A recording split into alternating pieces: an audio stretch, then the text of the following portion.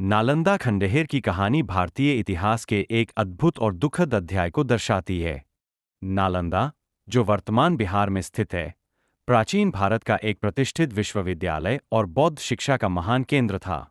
इसे 5वीं शताब्दी में गुप्त साम्राज्य के समय स्थापित किया गया था।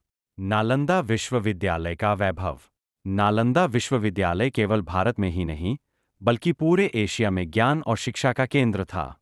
यहाँ बौद्ध धर्म, वेद, दर्शन, खगोल शास्त्र, गणित और आयुर्वेद जैसे विषय पढ़ाए जाते थे। नालंदा में हजारों छात्र और शिक्षक आते थे, जिनमें चीन, तिब्बत, कोरिया, जापान और दक्षिण पूर्व एशिया से भी लोग शामिल थे। इस विश्वविद्यालय में 9 विशाल पुस्तकालय थे, जिनमें अनगिनत पांडुलिपियां और ग्रंथ संग्रहीत थे। नालंदा का विध्वंस। नालंदा का विध्वंस 12वीं शताब्दी में तुर्क आक्रमणकारी बख्तियार खिलजी के हमले के दौरान हुआ।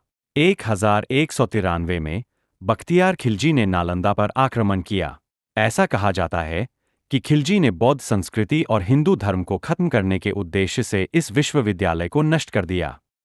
खिलजी के सैनिकों ने नालंदा विश्वविद्यालय को आग के हवाले कर दिया। वहां के विशाल पुस्तकालय, जो ज्ञान का भंडार थे, जलाकर राख कर दिए गए। इतिहासकारों के अनुसार इन पुस्तकालयों में इतनी पुस्तकें थीं कि आग कई महीनों तक जलती रही। यह भारत के सांस्कृतिक। आज इसे आधुनिक शिक्षा और शोध केंद्र के रूप में फिर से स्थापित किया गया है। नालंदा की यह कहानी हमें शिक्षा, संस्कृति और ज्ञान के महत्व को समझाती है, और यह भी याद दिलाती है कि युद्ध और असहिष्णुता से कितनी बड़ी क्षति हो सकती है।